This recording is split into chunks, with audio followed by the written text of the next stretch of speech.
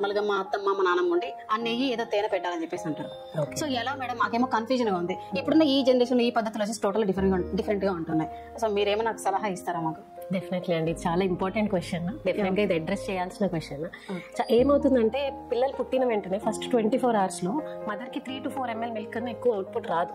అది రావడానికి కూడా అట్లీస్ట్ 6 hours, కొంతమంది ప్రైమరీ మదర్స్ లో అంటే ఫస్ట్ మదర్స్ లో అయితే ఇంకా లేట్ కూడా అవ్వచ్చు. ఆ లేట్ అయ్యే టైంలో ఈ పేరెంట్స్ అందరూ పానిక్ అయిపోయి ఏదో చేద్దాం ఏదో ఇద్దామని ఇవి ఇవ్వడం స్టార్ట్ చేస్తారు. ఎస్పెషల్లీ హనీ గీ ఇస్తారనమాట. దీని వల్ల చాలా డిసడ్వాంటేజెస్ ఉన్నాయి. ఫస్ట్ ఏంటంటే హనీ అసలు ఫస్ట్ 1 year లో అసలు ఇవ్వకూడదు. ఎందుకంటే హనీలో బాట్యులిజం స్పోర్స్ అనేవి ఉంటాయి. ఈ బాట్యులిజం స్పోర్స్ ని తర్వాత ఏజ్ గ్రూప్ లో అంటే ఆఫ్టర్ 1 year మనం దాన్ని కంబాట్ చేసే ఇమ్యూనిటీని డెవలప్ చేసుకోగలం. బట్ బిఫోర్ 1 year ఆ ఇమ్యూనిటీ బేబీస్ కి ఉండదు. సో వాళ్ళు పర్మనెంట్ పారాలిసిస్ లో ల్యాండ్ అయ్యే ఛాన్సెస్ ఉంటుంది ఈ హనీ ఇవ్వడం వల్ల. ఆ ఛాన్స్ మనం తీసుకోకూడదు ఫస్ట్ అది. అండ్ ఇంకొకటి ఏంటంటే ఈ హనీ గీ ఇవ్వడం వల్ల బేబీకి ఆ హంగర్ తీరిపోయి పడుకుని పోతారు. ఫస్ట్ బేబీ పుట్టిన వెంటనే ఆ సక్ రిఫ్లెక్స్ అనేది ఫస్ట్ 1 hour లో చాలా హై ఉంటుంది.